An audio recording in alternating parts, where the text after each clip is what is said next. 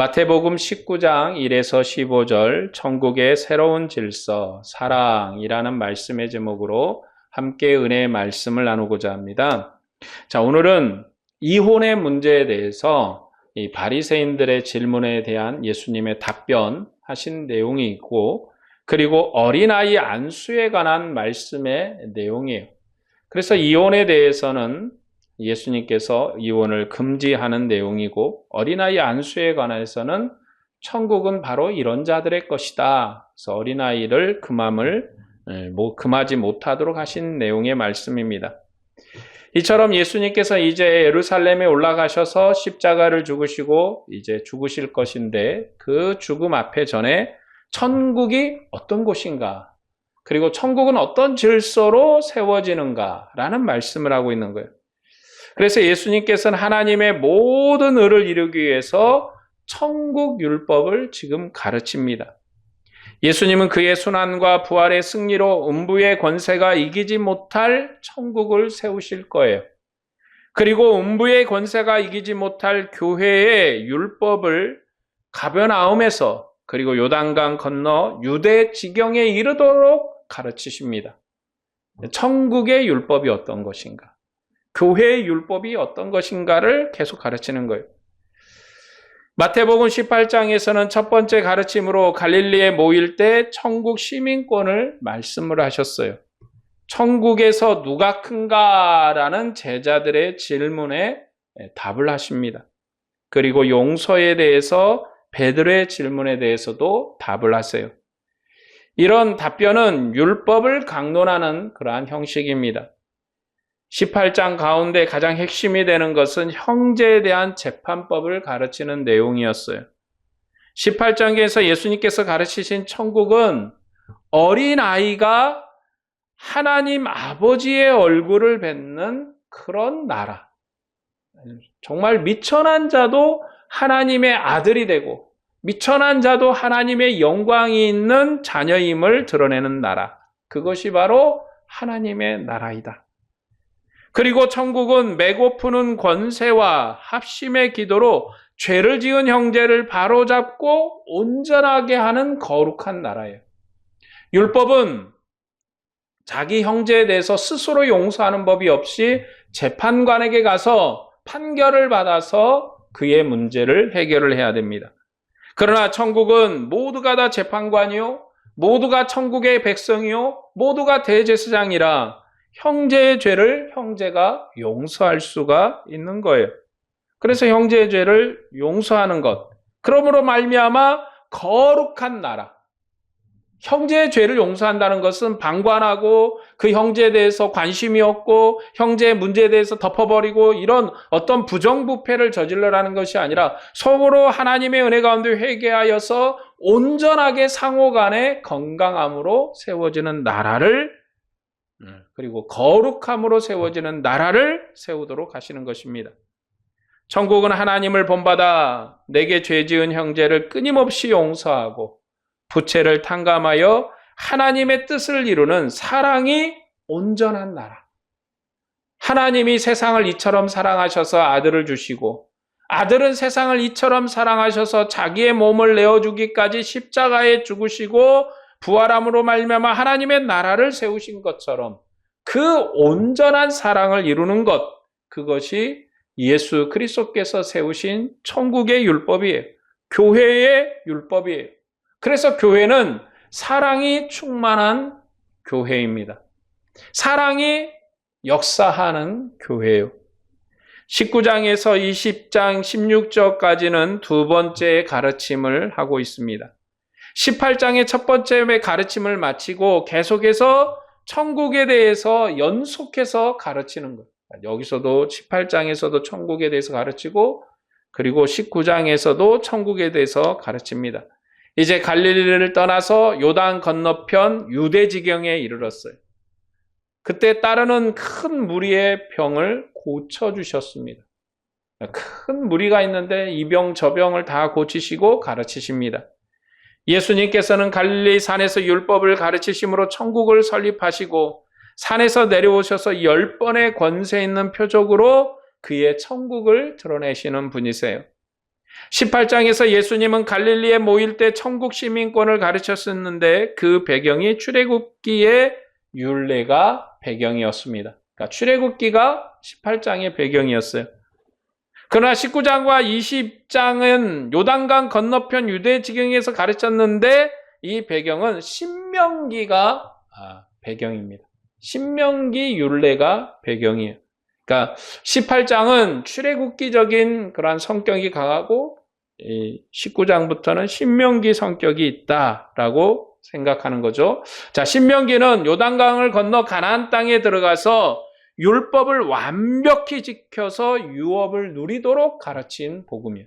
그러니까 신명기는 이제 모세가 이스라엘 백성을 데리고 출애굽하여서 홍해를 건너고 광야 시간을 다 끝내고 나서 가나안 땅을 마주본 그 자리에서 하나님이 새로 언약하라 하십니다. 왜냐하면 이스라엘 백성이 출애굽하여 나왔을 때에 모든 민족은 다 죽고 이제 마지막 모세와 여호수아와 갈렙 그리고 얼마 만에 소수만이 있었을 상황이에요.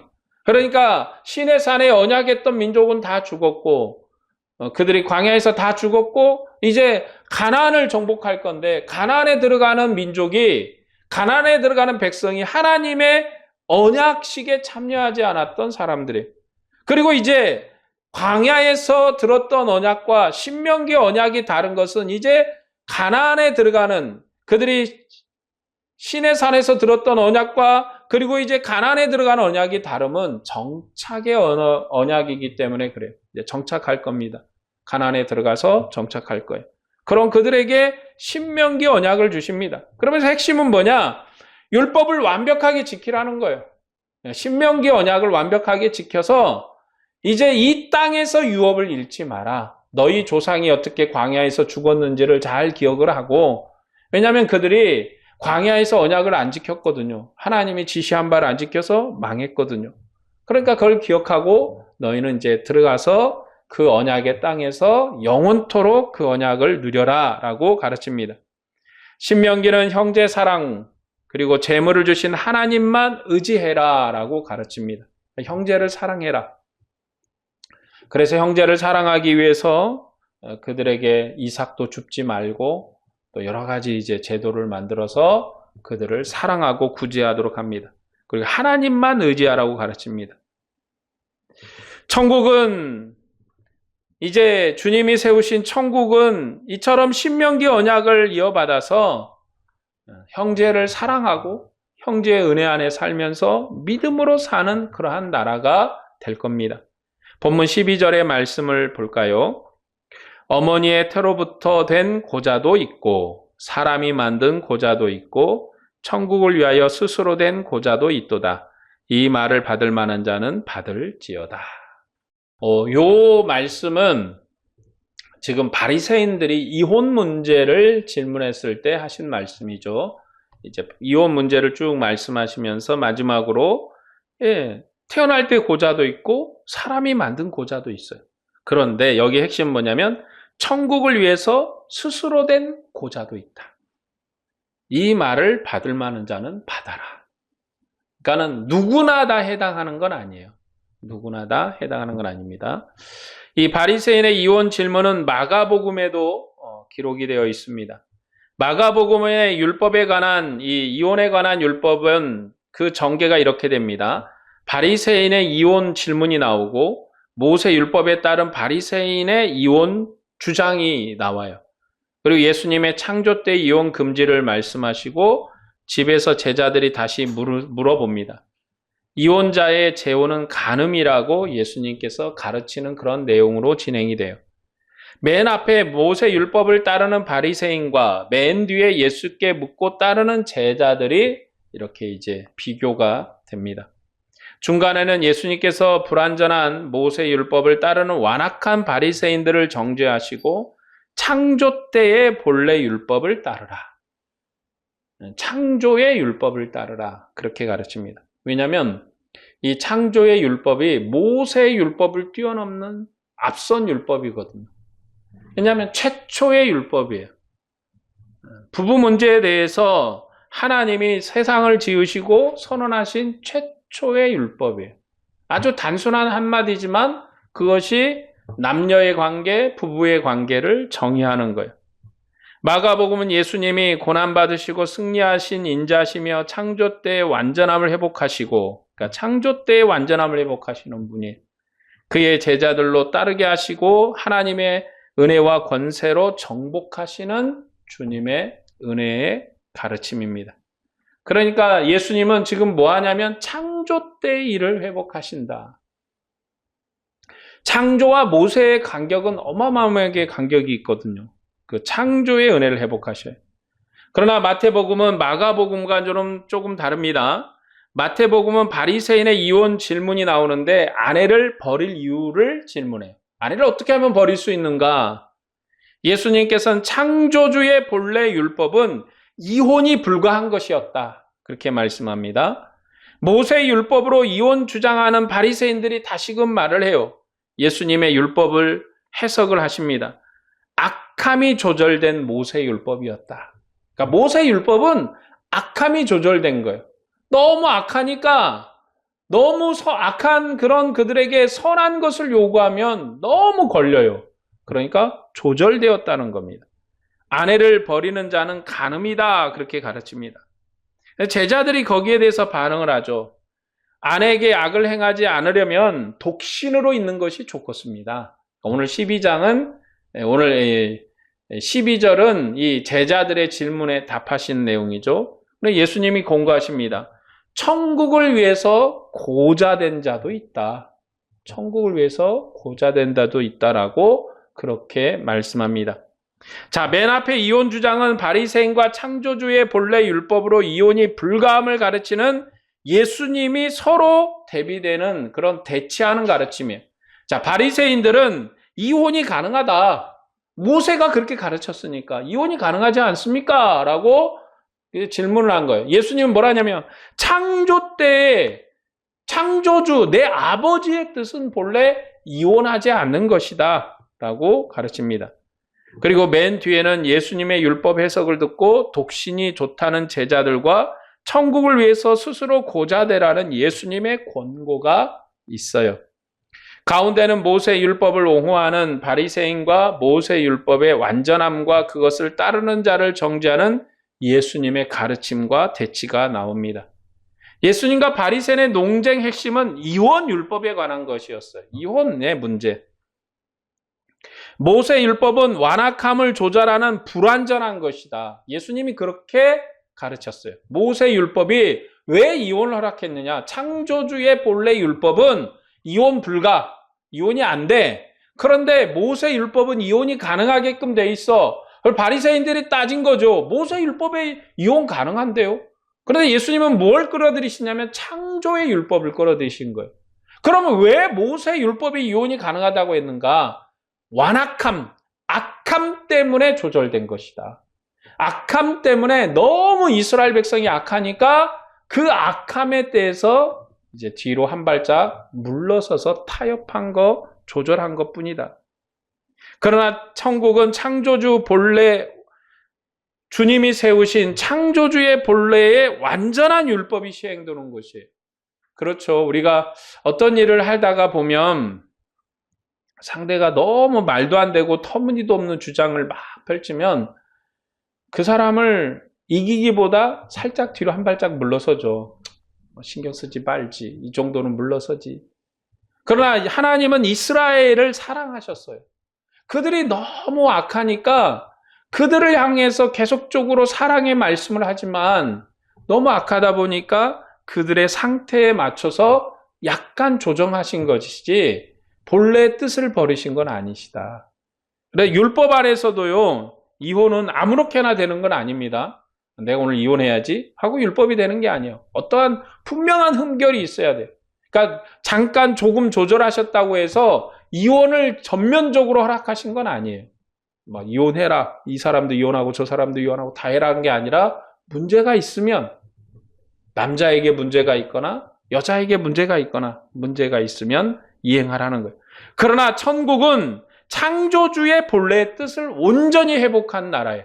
그래서 천국은 예수님께서 만드신 이 창조주의 본래 율법을 통치하는 이 천국은 그의 하나님의 아들의 율법의 나라는 온전히 창조주의 율법이 시행되는 나라입니다. 그래서 이혼 금지에 관한 것은 천국 백성에 관한 내용이기도 해요. 왜냐? 지금 이 이혼의 문제는요, 오늘 우리가 생각해야 될 건 뭐냐면, 천국 백성에게 말씀하신 거예요. 믿는 사람에게 말씀하신 거예요. 지금 이 천국에 관한 주님의 통치의 은혜의 기관, 교회와 하나님의 영원한 우주적인 통치 영역에 관한 것이지, 지금 세상에서 뭐 이혼이 이루어지고 말고 뭐 그런 문제까지 개입하시는 것은 아닙니다. 그러니까 중요한 건 뭐냐면 왜 이혼을 금지했는가? 천국은 서로 사랑하는 나라예요. 서로 사랑하는 나라. 그리스도의 은혜로 하나가 된 천국 백성이에요. 그래서 이혼이 금지된 겁니다. 이것은 불법과 폭력을 묵인하라는 게 아니에요. 여러분, 믿으면서도 서로 화목하지 아니하고 가정에서 폭행을 하고 폭력을 행사하는 남편, 믿는다 하면서 폭행을 행하는 사람을 가만두라는 거 아닙니다. 그거는 교회가 치리를 해야 돼요. 사랑의 공동체를 파괴하는 행위를 교회가 엄히 금지해야 됩니다. 그렇죠? 교회 말 안 들으면 서로가 살 수가 없는 거예요. 폭력과 폭행을 행사하는 것은 그리스도의 천국의 모습이 아니에요. 그러니까 그런 것까지 다 눈 감고 이혼 불가, 여기에만 딱 꽂히면 안 돼요. 이혼 불가, 여기에만 꽂히면 안 되고 서로 사랑하기 때문에 이혼하지 않는 거예요. 서로 사랑하기 때문에 그리스도의 공동체를 유지해 가는 거예요.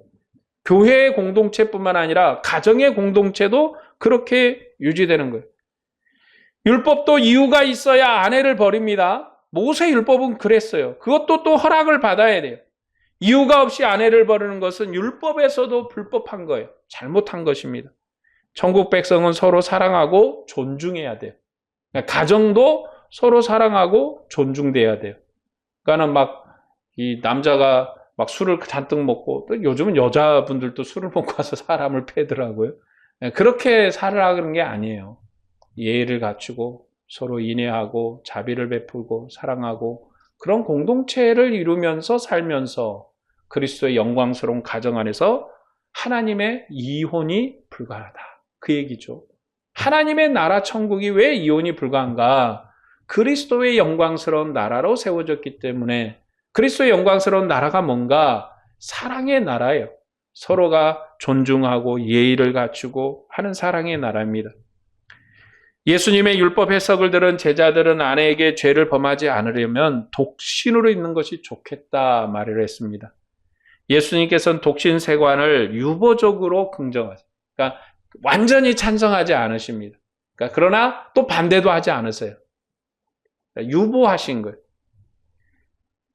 유보적으로 긍정했다는 것은 독신은 천국의 모든 제자에게 강제되지 않는 것이기 때문에 그렇습니다. 독신은 독신의 은사가 있는 사람만 천국을 위해서 스스로 독신으로 사는 거예요. 여러분, 독신도 은사가 있는 거예요. 제가 볼 때는 그렇습니다. 독신도 은사예요. 아무나 그렇게 사는 거 아니에요. 대부분 사람들은 그렇게 살 수가 없습니다.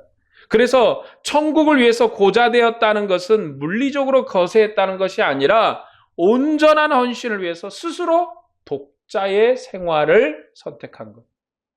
그러니까는 고자가 됐다니까 태어나면서부터 고자도 있고 이렇게 이제 스스로 고자된 사람도 있는데 천국을 위해서 고자된 사람 스스로 독신을 선택한 거죠. 독신하겠다. 내가 스스로.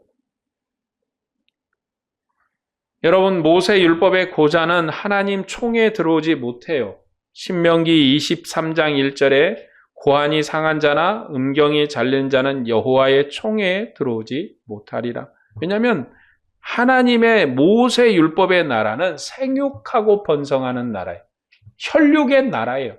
그런 혈육의 나라에서 생육하고 번성할 수 없다면 그것은 여호와의 나라 백성이 아닙니다.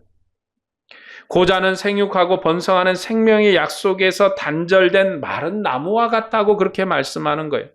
이사야 56장 3절에 여호와께 연합한 이방인은 말하기를 여호와께서 나를 그의 백성 중에서 반드시 갈라내시리라 하지 말며 고자도 말하기를 나는 마른 나무라 하지 말라라고 말씀합니다. 그러나 하나님의 언약을 굳게 잡은 고자에게는 자식보다 더 나은 영원한 이름을 주어 끊어지지 않겠다고 또 언약도 하세요. 여호와의 총에 못 들어오지만 그래도 하나님을 신실하게 붙잡는 고자는 하나님의 은혜 가운데 그의 이름이 끊어지지 않겠다는 거예요. 이사야 56장 4에서 5절에 이렇게 말씀합니다. 여호와께서 이와 같이 말씀하시기를 나의 안식일을 지키며 내가 기뻐하는 일을 선택하며 나의 언약을 굳게 잡는 고자들에게는 내가 내 집에서 내 성 안에서 아들이나 딸보다 나은 기념물과 이름을 그들에게 주며 영원한 이름을 주어 끊어지지 아니하게 할 것이며, 이게 모세의 율법이고 구약의 하나님의 말씀이에요. 그러니까 구약에서 고자는 총에 못 들어간다니까 막 무시하고 그런 게 아니라 하나님을 의지하는 자, 하나님의 이름을 부르는 자는 하나님이 영원히 기억한다는 거예요. 그러니까 자기의 상태가 우리의 모습이 어떠냐라는 게 중요한 게 아니라 하나님을 의지하고 하나님을 바라는 것이 중요한 일이다 라고 말씀해요. 모세 율법이 고자에 대해서 말씀한 것은 율법의 하나님의 나라는 혈과 육으로 완성되는 나라예요. 그러나 믿음으로 혈과 육을 이길 수가 있어요. 종말의 천국은 혈통의 나라가 아니에요. 헌신의 나라입니다. 그래서 신실한 고자들이 하나님의 아들로 영원히 기념되는 나라예요. 하나님의 아들로 영원히 기념됩니다. 이사야의 말씀은 그것이 바로 오늘 그리스도 안에서 천국의 은혜 가운데 이루어진 말씀이에요. 정말 천국은 창조주의 본래 율법이 시행되는 완전한 나라예요. 순환과 승리로 음부의 권세가 이기지 못하는 교회를 세우시는 하나님의 아들은 새 창조주의 주님이십니다. 그래서 주님이 세우신 새 창조의 나라, 그리스도의 천국은 하나님의 창조의 율법이 회복돼서 시행되는 나라. 그런 나라는 이혼이 불가하다. 그러면 스스로 결혼하지 않는 것도 선택할 수 있다는 거예요. 우리가 누구의 자녀를 낳든 어떤 삶을 이어가든 어떤 생활을 하든 중요한 건 하나님만 의지하는 믿음의 삶을 되라. 교회 안에서도 이혼이 불가한 것은 그냥 물리적으로 이혼만 하지 마라 하고 그렇게 딱 강요하는 게 아니라 그 가정이 그리스도의 공동체로 세워지기 위한 과정이지, 아니 맨날 폭력을 행사하는 남편하고 어떻게 산답니까? 그거는 살 수 있는 방법이 없어요. 분명히 교회 가서 그렇게 하지 말라고 권고를 했을 텐데 그러지 않으면 그 남편을 출교를 시켜야죠. 교회 권고를 듣지 않으면. 그러면 그리스도의 사람이 아니잖아요. 그리스도의 사람이 아니에요. 그러니까 핵심은 뭐냐? 그리스도의 나라는 사랑의 공동체다. 사랑의 나라다. 이게 핵심이에요. 이게 이루어지지 않으면 교회도 가정도 그리스도의 나라가 될 수가 없어요. 본문 14에서 15절 말씀을 볼까요? 예수께서 이르시되 어린아이를 용납하고 내게 오는 것을 금하지 말라. 천국이 이런 사람의 것이니라 하시고 그들에게 안수하시고 거기를 떠나시니라. 자, 마태복음은 이혼 논쟁과 더불어서 어린아이 안수 사건을 연결시켜서 말씀을 합니다. 이제 이혼 논쟁을 다 말씀하시고 안수에 대한 얘기를 하시죠. 자, 성경에서 부부와 아이는 하나님 나라의 기본 단위. 그러니까 가정이 하나님의 나라의 기본이에요. 아이가 하나님의 나라의 기본이에요. 사람들이 예수님께 안수하고 기도해 주기를 바라고 어린아이를 데리고 왔어요. 그런데 제자들이 꾸짖는 거죠. 우리 선생 바빠, 힘들어. 지금 너무나도 많은 일을 했어. 아이들은 좀 시끄러우니까 오지 마. 그랬는지 그런 자세한 내용은 없지만 그렇게 했는지 모르겠습니다. 그러나 예수님께서는 어린아이들을 천국 백성으로 영접하세요. 앞에 이제 18장에서 천국에서 누가 큰가? 어린아이가 크다는 거예요. 그 어린아이의 오심을 허락하시고 안수하십니다.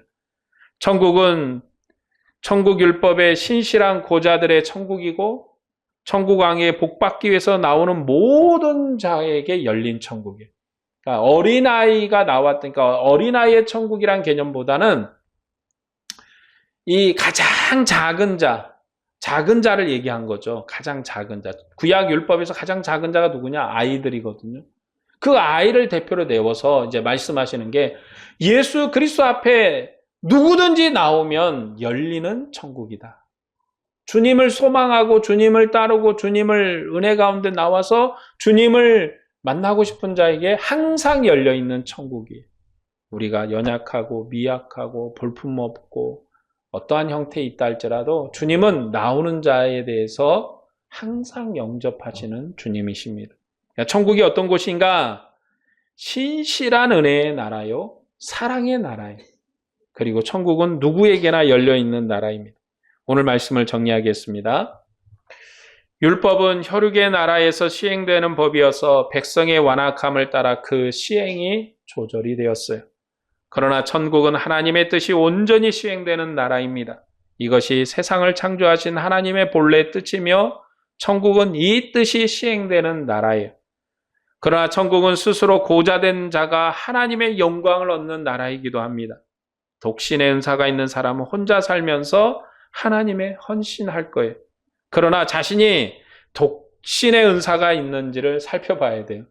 아무렇게나 독신하겠다 하지 마시고, 그리고 평생 유지할 필요도 없어요. 어느 시점에 내가 좀 살아야겠다 그러면 사셔도 됩니다. 중요한 건 우리가 독신으로 사느냐, 결혼해서 사느냐, 아니면 어떻게 사느냐가 중요한 게 아니라 하나님을 향한 소망과 하나님을 향한 헌신과 하나님을 향한 기쁨으로 사느냐가 중요한 거예요. 어떤 삶을 사느냐, 그건 중요하지 않습니다. 천국은 고자든 복받기 위해서 나온 어린아이든 헌신하여 주님을 찾는 자가 복을 받는 나라예요. 우리는 그리스도의 몸으로 서로가 돌보고 서로 사랑하며 인애와 긍휼로 서로가 세워져야 합니다. 자기도 돌아보고 형제도 돌아보아 서로 사랑해야 돼요. 우리의 가정이 그래야 되고 우리의 지체가 그래야 합니다. 천국은 하나님의 뜻이 온전히 시행되는 나라예요. 우리 모두가 주님의 뜻을 이루는 천국 백성이 되기를 소망합니다. 사랑하세요. 인애하고 또 양보하고 때때로 겸손하고 때때로 자비도 베풀고. 사람이 완벽할 수 없거든요. 어떤 사람이나 완벽한 사람은 없어요. 어떤 사람이든 이만큼 흠결이 있고 저만큼 흠결이 있고 부족함이 있고 연약함이 있고 미약함이 있고 다 그래요. 그런 그들을 사랑하고 또 자비도 베풀고 양보할 줄도 알고 돌볼 줄도 아는, 이것은 하물며 우리 성도 관계뿐만 아니라 가정도 그렇지 않습니까? 남녀가 만나서 결혼해서 부부의 연을 맺고 한 세월을 사는데 어떻게 사람이 완벽해요? 어떻게 완벽한 남자를 만나고 완벽한 여자를 만납니까? 다 부족하죠. 받아주고 용납해주고 때로는 고쳐주고 때로는 서로 지도해주고 하면서 세워져 가는 거예요. 그것이 바로 주님의 뜻을 이루는 일인 줄로 믿습니다. 서로 사랑하는 것. 오늘도 주님을 사랑하고 그의 뜻을 이루는 여러분에게 주님의 은혜와 평강이 충만하기를 축복합니다. 기도하겠습니다.